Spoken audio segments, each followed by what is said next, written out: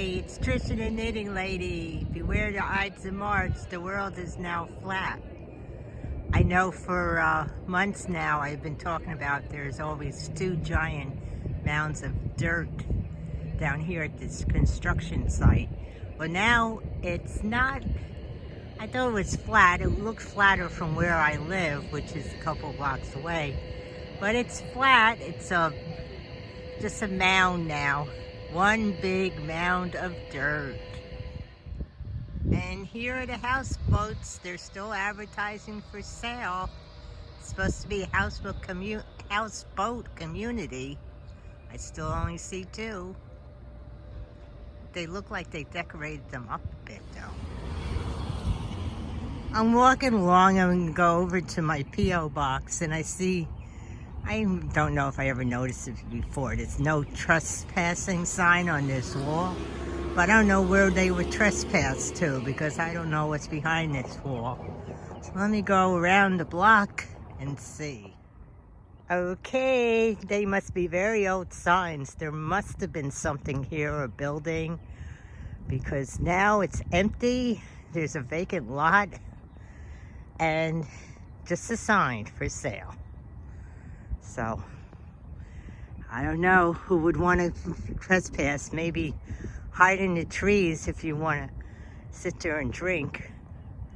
It's the only thing I could think of. Hi, it's Trisha Knitting Lady again. I'm home. I'm wearing one of my vests. I don't know if you can see it. It's fake fur. I haven't worn it all winter. So in the closet because I'm starting to put winter clothes away. I said, you know, you didn't wear that all winter, so why didn't you put it on? So I have it on. Then it will be put away. So I'm going to divide this into two parts. First, I'm going to talk about trivia, little history, whatever. And then the second video will be about my yarn.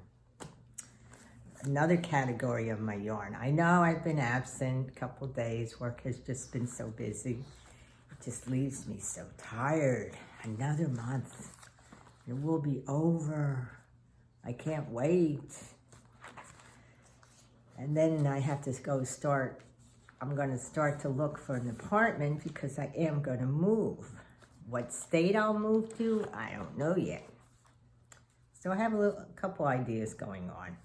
You know, I can't sit still. I'm like antsy all the time. So today's some Ides of March. What does it mean? Ides is really taken from a Latin word, means to divide. So it's March divided in half. So that's why it's March 15th. And it's the day Julius Caesar was assassinated. In 44 BC, he was stabbed by as many as 60 conspirators led by Brutus Cassius. And where the Ides of March, that phrase is really taken from the Shakespeare play. And also, after he was stabbed, supposedly, Caesar turned to Brutus and said, "Et tu." And they don't know if he actually said that. That's from the play. And et tu means and you. I do remember some of my Latin. I had 4 years of it in high school. I'm good it did me, right? All we did was translate the Gaelic Wars or something, I don't know. We never really learned about vocabulary. It just wasn't taught right. Why did I take it? I don't know. I had to take some language, and I did take French. I had 2 years of that. But Latin, maybe because it was an easy thing to take. I don't know. That's parochial school. So, what can I tell you? The Ides of March were marked by several religious ceremonies. And it was notable in Rome as a deadline for settling debts. So they settled their debt, that's for sure. A soothsayer message to Caesar, had a message for Caesar, he warned of his death. And Caesar just dismissed it. He saw the soothsayer soothsayer on that day and said pretty much nothing has happened yet. He said, the Ides of March have come. And the soothsayer said to him, I, Caesar, but not gone. And right after that was when Caesar was assassinated. He was on his way to the theater of Pompey when he had seen the soothsayer. So he was stabbed not less than 23 times. So that's why we wear the Ides of March. And another important thing happened on this day, and I'm sure it's not the only thing, but the movie The Godfather premiered in New York on March 15th, 1972. Remember the famous line, leave the gun, take the cannoli? I'll mention that famous line again in something else about that phrase, take the cannoli. So did you know the cat Marlon Brando was holding was a stray? It was not written into the script. The stray took a liking to Marlon Brando, and Brando would sit there and pet the cat, and they just put it in the movie. He read his lines off cue cards, which is something maybe I should do, put cue cards all over the place. So he felt that it looked as if he was searching for something to say. So let me see, I could put, as I'm doing this, I could put a big card over there and read it off, and I could be looking like I'm searching for something to say. What do you think? Instead of me reading off something. So he had done this since 1966, and the movie came out in 72. He was a good actor, Marlon Brando, a little wacky, but aren't we all? And the horse head, I don't know if you've seen the movie, guy wakes up the horse head in his bed. The actor was John Marley. That was a real horse head. And John Marley's reaction that wasn't acting. Isn't that scary? Oh my goodness. The studio originally didn't want Marlon Brando. They wanted Laurence Olivier. I can't imagine Laurence Olivier in that role. But they made Marlon Brando do a screen test, and he won the role. So the reason I mentioned Take the Cannoli, this is a book. The book is called Take the Cannoli, Stories from the New World by Sarah Vowell. It's spelled like that, V-O-W-E-L-L. I've read a few of her books. She sometimes writes history, a little bit about history. She's a little sarcastic, just like me. I do enjoy her books. I'll have to try to put a link to that. Take the Cannoli. I can't eat cannolis because they have chocolate chips in them, but they sure look good, that's for sure. If they make them without the chocolate chips, I'm okay. And this has nothing to do with the Ides of March, but maybe it does because the Oscar nominations came out today.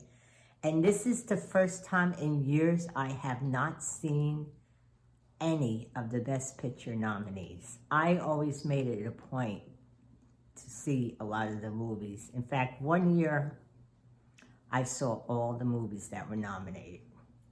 But I haven't seen any of the nominees for Best Picture. I did see Hillbilly Elegy, which had Glenn Close in it. I saw that on Netflix, which I had read the book. The book, of course, was so much better than the movie. Well, I hope she wins an Oscar. I'm not. I used to watch the Oscars every year, and now it's too much virtue signaling. I can't be bothered. So much for that. So what else has happened? let me talk about, I haven't even read the book from the positive quotations. For today, it's blessings to come, even though it's the Ides of March. Give thanks for unknown blessings already on their way, which is a Native American proverb. And we're pretty good at counting our blessings and being grateful for all the wonderful gifts life has bestowed upon us. It takes a certain amount of faith to be thankful for blessings we haven't received yet. Faith that the world is bountiful and generous enough to keep giving to us as long as we live. Faith that we will be able to recognize and appreciate our blessings whenever and from wherever they may come. So today, the affirmation is, today when I count my blessings, I will make a small leap of faith and be grateful in advance for whatever blessings may come my way tomorrow. And yesterday, for the 13th, it was about nature's beauty. And this is a quote from Anne Frank. The best remedy for those who are afraid, lonely, or unhappy is to go outside. Somewhere where they can be quiet, alone with the heavens, nature, and God, because only then does one feel that all is as it should be, and that God wishes us to see people happy amidst the simple beauty of nature. And the affirmation is, if I find myself feeling grouchy, I will get up from my chair and take a quick walk. I will look for signs of nature's beauty that will cheer me. I do that a lot. You know, I just feel I have to get out and walk and change my scenery, I guess. If I can, if it's lousy weather, it's hard to do that. But sometimes even I'll just take a walk downstairs in the building. And tomorrow, it's about the value of friends. True friendship consists not in a multitude of friends, but in their worth and value. And I am lucky to have true friends. I will be a true friend as well. It's hard to have many true friends, to be honest with you. So what else can I tell you? Little facts. Who's today's birthday? Oh, it's Andrew Jackson, the former president of the United States. He was born in 1767 and died in 1845. And I'm just going to go briefly on things we missed. Neil Sedaka, remember? Well, he appeared in our Performing Arts Center not too long before all this lockdown began. He was born in 1939, and he gave a very good concert, Neil Sedaka. He was born on March 13th. And which celebrity began his career as a teenage runaway working with the circus as a fire eater? And that was Pierce Brosnan. I would never guess that. He demonstrated his fire-eating skills in a 1982 episode of Remington Steele titled High Flying Steel. I never watched Remington Steele, so I don't know. But that must have been interesting. I'm going to have to go look up that episode. And on March 13th, 1639, New College was renamed Harvard in honor of Reverend John Harvard. So the college, Harvard University, well, it started out Harvard College, has been around since 1639, before calculus. It's older than calculus. Calculus is also referred to as mathematical analysis. I was always good in math, so I was good in calculus as well. Calculus came about at the end of the 17th century. So it's not, Harvard's not much older than calculus, but a little bit older. Believe it or not, I didn't do well in statistics though. But I did well with all algebra and all that and calculus. And I do think in ways and numbers, I don't know. My son can look at a row of figures and just add it up in his head. I can't do that. what else did they say about? There's a magic 8 with Harvard. 8 people who signed the Declaration of Independence graduated from Harvard. I was going to list the names. And another 8 went to become U.S. presidents. So Harvard's magic number is 8. I always liked the number 8. I was born on the 8th. And commercial filming not allowed on the campus. And this is a weird fact. First-year students used to have to pose naked for photos. Between 1940 and 1970, it was a requirement. Psychologist William Herbert Sheldon, reminds me of the show Sheldon, used to study the link between the body and intelligence. Can you imagine? Oh, you got accepted to Harvard. Now you had to pose naked. Oh, boy. My brother was accepted to Harvard, but he decided not to go. He really couldn't afford it. In a way,